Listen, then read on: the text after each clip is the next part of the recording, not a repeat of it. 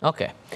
Mas Hanta melihat ini bagaimana kemudian membacanya? Karena kan kalau di penegasan Pak Prabowo kepada para menteri adalah ini semata-mata untuk menyamakan gerak semua satu komando sesuai dengan arahan Presiden dan Wakil Presiden. Tapi kepada publik apa yang sebetulnya ditekankan atau yang pesan apa sebetulnya mau disampaikan Presiden kepada publik lewat kegiatan pembekalan ini? Ya, betul Tifal. Pasti ini memiliki dua arah ya. Satu sisi adalah dalam konteks politik substantif di internal. Yang kedua adalah dalam konteks politik simbol. Ada pesan yang mungkin hendak dikirim kepada publik yang nanti memiliki efek persepsi publik yang terbentuk. Untuk yang pertama, saya kira dalam konteks internal kabinet dulu, di mana kita tahu sebagian mungkin juga mengkritik karena di mana banyaknya anggota kabinet di sana jumlahnya katakanlah gemuk sekali dari berbagai macam unsur dari partai politik, profesional murni, relawan dan lain sebagainya.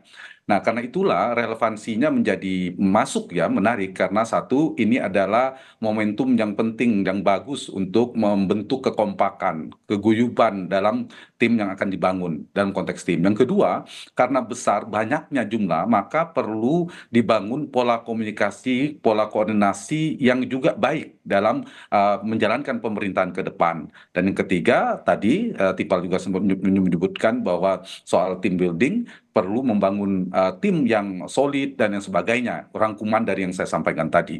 Lalu yang kedua, relevansinya dalam konteks membentuk personality ya, secara figur per figur Hmm. anggota kabinet yang terdiri atau berasal dari berbagai macam segmentasi latar belakang dengan usia yang rentangnya dari 30-an sampai 70-an ada di sana. Satu, saya kira ini yang menarik adalah saya sepakat seperti Pak Presiden Prabowo sampaikan untuk membentuk jiwa patriotik, disiplin, kejuangan, cinta tanah air dan sebagainya.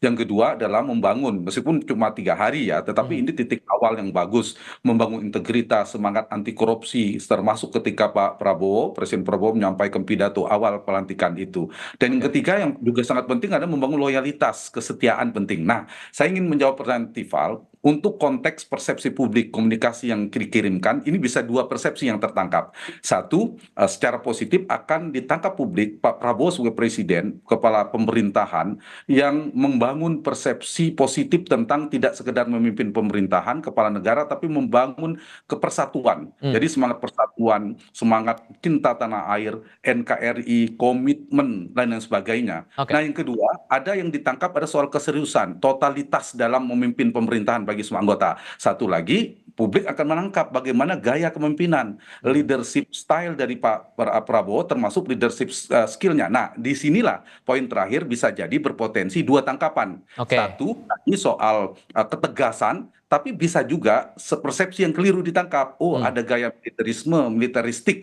yang meskipun menurut saya tidak perlu dikhawatirkan. Cuma terutama dari kantor komunikasi presiden itu harus memperbaiki persepsi itu. Jangan sampai ini dipandang, ditangkap sebagai sebuah gaya kepemimpinan militeristik, Oke. militerisme dan seterusnya.